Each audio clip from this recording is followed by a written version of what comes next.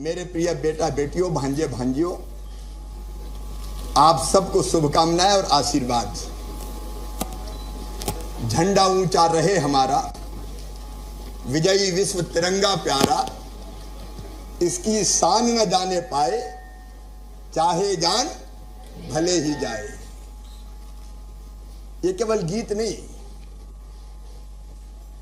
ये आजादी की लड़ाई का मंत्र था। मेरे प्रिय बेटा बेटियों, हम सब जानते हैं, लेकिन एक बार मैं संक्षेप में आपको बताना चाहता हूं। अपना देश भारत अत्यंत प्राचीन और महान राष्ट्र है। 5000 साल से ज्यादा ज्ञात इतिहास है हमारा। जब दुनिया के विकसित देशों में, चाहे यूएस हो, अमेरिका हो, इनके छोटे बच्चे रहते हुए भी ये हर महीने 50,000 कमाती हैं। घर से ही कैंडल मेकिंग बिजनेस करती हैं। आपको भी सीखना है और करना है, फिर क्यों देरी? फ्रीडम ऐप को अभी डाउनलोड करें। जब सभ्यता के सूर्य का उदय नहीं हुआ था, तब हमारे देश में वेदों की ऋचाएं रच दी गई थी। दुनिया को ज्ञान का प्रकाश दिया भारत ने। तक्षशिला और नालंदा जैसे विश्वविद्यालय हमारे यहां थे, जहां पढ़ने दुनिया के कई देशों के विद्यार्थी आया करते थे। एक नहीं अनेकों विदेशी यात्रियों ने लिखा है।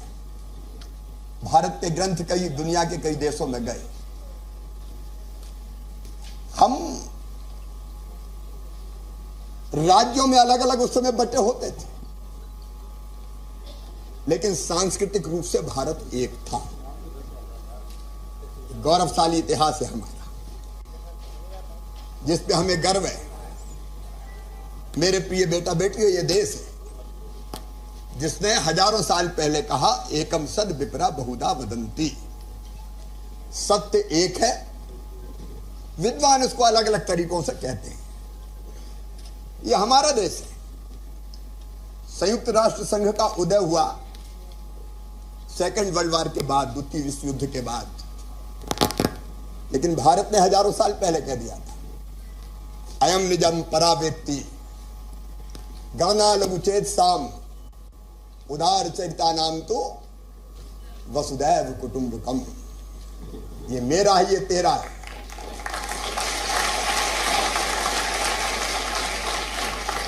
ये मेरा है, ये तेरा है, ये छोटे दिल वालों का होता है। लेकिन विशाल हृदय वाले कहते हैं सारी दुनिया ही एक परिवार है। अपना देश है जहां हमने कहा प्राणियों में सद्भावना हो और विश्व का कल्याण हो। केवल अपने कल्याण की कामना हमने नहीं की। ये अपनी धरती है जहां ऋषियों ने हजारों साल पहले गाया, सर्वे भवन्तु सुखिनः, सर्वे सन्तु निरामया, सर्वे भद्राणि पश्यन्तु, मां कश्चित दुर्भाग भवेत्।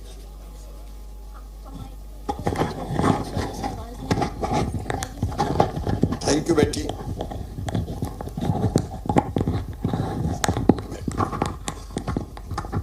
सहयोग के लिए मेरी लाडली भांजी को धन्यवाद।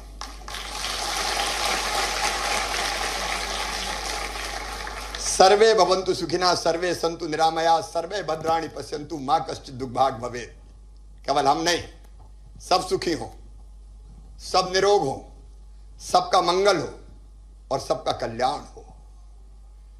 जिस देश का इतिहास इतना गौरवशाली हो, हमारा दुर्भाग्य था कि आपस की फूट के कारण हमें गुलाम होना पड़ा। मैं बहुत विस्तार में नहीं जाऊंगा, लेकिन संक्षेप में मैं इतनी ही कहना चाहता हूं। आप सब जानते हैं, पढ़ रहे होंगे, पढ़ा होगा, अंग्रेज, उनके साथ साथ कुछ और ऐसे देश जो दुनिया के दूसरे देशों पर, उनकी धन और संपत्ति पर जिनकी नजर होती थी। भारत की समृद्धि की चर्चा दुनिया में थी। आप सबको पता, पुर्तगीज, डच, अंग्रेज भारत की तरफ आए, और अंग्रेज भी आए थे व्यापारी बनकर। ईस्ट इंडिया कंपनी व्यापार करने आई थी, लेकिन उस समय दुर्भाग्य से देश की परिस्थितियां ऐसी थी कि जो स्थानीय राजा और शासक थे वो एक दूसरे से लड़ रहे होते थे, नीचा दिखाने की कोशिश करते थे दूसरे को, और किसी तीसरे के साथ मिलकर भी इसको हरा दें। इस तरह की मानसिकता और प्रवृत्ति पनपी थी। इस कमजोरी को अंग्रेजों ने समझ लिया और हाथ में तराजू लेके आए थे। बाद में धीरे धीरे फूट डालो और राज करो की रणनीति उन्होंने अपनाई, और धीरे धीरे एक के बाद एक राज्य अपने अधिकार में लेते रहे। और कहते हुए तकलीफ होती है, अपनी कमजोरियों के कारण हम परतंत्र हो गए, हम गुलाम हो गए। ऐसा नहीं कि उस समय हम लड़े नहीं, लड़े, अलग अलग लड़े। और अंग्रेजों के खिलाफ लड़ाई 1761 में ही शुरू हो गई थी। 1761 से लेकर 1765 तक सन्यासी विद्रोह, फकीर विद्रोह, तब से हमारी लड़ाई प्रारंभ हुई। लेकिन फिर आया 1857। पूछना चाहता हूं बेटा बेटियों, पहला स्वतंत्रता संग्राम कब प्रारंभ हुआ? बताओ, बताइए। 1857 में। और शुरू किया किसने शुरू किया? अमर क्रांतिकारी मंगल पांडे ने। चमक उठी सन 57 में, वो तलवार पुरानी थी, बूढ़े भारत में भी आई, फिर से नई जवानी थी। पूरा देश के अलग अलग क्रांतिकारी इकट्ठा होने लगे। हमने नाम सुना है और हमने पढ़ा है, नाना साहब पेशवा, तात्या टोपे, महारानी लक्ष्मीबाई, बहादुर शाह जफर, अमर शहीद कुंवर सिंह, एक नहीं अनेकों क्रांतिकारियों ने, राजाओं ने। उस समय रानी झांसी ने कह दिया था, रक्त की अंतिम बूंद दे दूंगी लेकिन अपनी झांसी नहीं दूंगी। एक संकल्प, अंग्रेजों को खदेड़ दो। यह जरूर है कि तय समय से पहले ही क्रांति की ज्वालाएं धधक उठी, इसलिए योजना शायद पूरी नहीं बन पाई। और केवल देश में नहीं, महारानी लक्ष्मीबाई तो झांसी से लड़ी, अभी उम्र कुल 23 की थी, मनुज नहीं अवतारी थी, हमको जीवित करने आई, बन स्वतंत्रता नारी थी, दिखा गई पथ सिखा गई, जो हमको सीख सिखानी थी, खूब लड़ी मर्दानी वो तो एक नहीं अनेकों गाथाएं।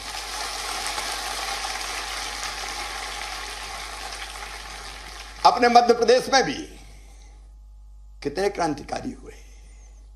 राजा शंकर शाह, रघुनाथ शाह, विद्रोह का बिगुल फूंक दिया।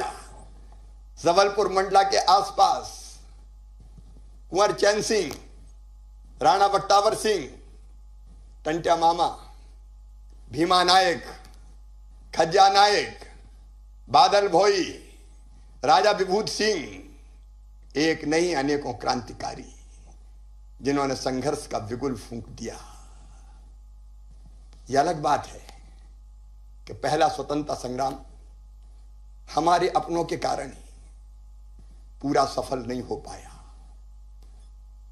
कुचलने की अंग्रेजों ने कोशिश की, हमारे कई क्रांतिकारी मारे गए, बलिदान हो गए, रक्त की अंतिम बूंद तक उन्होंने दे दी, और कई को अंडमान निकोबार जैसे अलग अलग जेलों में भी जाना पड़ा। लेकिन क्रांति की ज्वालाएं लगातार धधकती रही और आजादी की लड़ाई की बाद में दो धाराएं बन गई। एक धारा थी स्वतंत्रता संग्राम सेनानियों की, पंडित मदन मोहन मालवीय, लोकमान्य तिलक, विपिन चंद्र पाल, लाला लाजपत राय, और बाद में आए दक्षिण अफ्रीका में अन्याय और शोषण के खिलाफ लड़के, रंग भेद की नीति के खिलाफ संघर्ष चला के और विजयी होके महात्मा गांधी। एक धारा थी कि हम अहिंसक आंदोलन करेंगे। लोकमान्य तिलक ने उस समय कह दिया था, स्वराज मेरा जन्म सिद्ध अधिकार है और मैं उसे लेके रहूंगा। एक तरफ अहिंसक आंदोलन, लेकिन दूसरी तरफ ऐसे क्रांतिकारी भी थे जिन्होंने ये माना कि अंग्रेज केवल हाथ जोड़ने से भारत छोड़ के नहीं जाएंगे, अगर इनको यहां से खदेड़ना है तो अस्त्र उठाने पड़ेंगे, शस्त्र उठाने पड़ेंगे। एक नहीं अनेकों क्रांतिकारी हुए। मैं बहुत लंबे गहराई में नहीं जाऊंगा, लेकिन हमें कई उदाहरण मिलते हैं। एक तरफ महात्मा गांधी ने सत्य और अहिंसा, एक अलग अस्त्र दिया लड़ाई का, अलग अस्त्र। एक सविनय अवज्ञा आंदोलन, सत्याग्रह, नए नए अस्त्र जो दुनिया ने लड़ाई में कभी नहीं देखे थे। तो दूसरी तरफ क्रांतिकारियों की एक श्रृंखला हुई। आपने सबका नाम पढ़ा और सुना है। गर्व होता है, हमारे कई क्रांतिकारी, शहीद ऊधम सिंह का नाम सुना होगा। जलियांवाला बाग में जब अंग्रेजों ने, जनरल ओडायर ने कत्लेआम किया, लाशों से पट गया था जलियांवाला बाग, तब छोटा सा बालक था ऊधम सिंह, खून से सनी उस माटी को उठा के उसने संकल्प लिया था कि जनरल डायर में इसका बदला लूंगा। डायर चला गया अपने देश, ऊधम सिंह भी पहुंचे। कई दिनों तक कैसे मैं बदला लूं इसकी योजना बनाई, और बाद में एक दिन जनरल ओडायर को गोलियों से भून के बदला ले लिया। शहीद ऊधम सिंह ने खुद फांसी के फंदे पे चढ़ गए। हमने नाम सुना है शहीद आजम भगत सिंह जी, चंद्रशेखर आजाद, उनका जन्म तो अपने भावरा में हुआ, मध्य प्रदेश के भावरा में, जिसको अब चंद्रशेखर आजाद नगर कहा जाता है। सुखदेव, राजगुरु, अशफाक उल्लाह खान, दुर्गा भाभी, एक नहीं अनेकों क्रांतिकारी। स्वतंत्र वीर सावरकर, उसके पहले चाफेकर बंधु, मदन लाल धिंगरा, एक नहीं अनेकों क्रांतिकारी।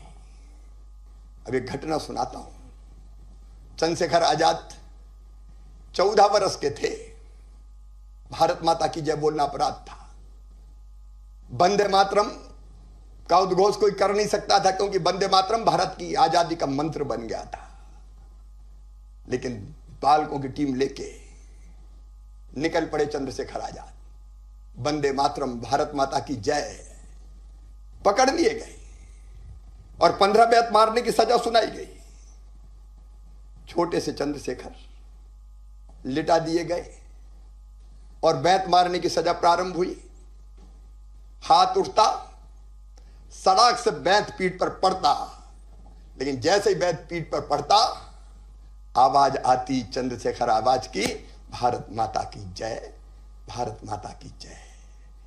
बेत पढ़ते गए, लेकिन चंद्रशेखर आजाद की आवाज और तेज होती रही, भारत माता की जय। और जब 15 बेत मारने की सजा पूरी हो गई, तो आजाद ने कहा, एक बार तो मेरे हाथ में हथकड़ियां तुमने लगा ली, लेकिन जीते जी दोबारा तुम चंद्रशेखर आजाद को पकड़ नहीं पाओगे। दुश्मन की गोलियों का हम सामना करेंगे। आजाद ही जिए हैं, आजाद ही मरेंगे।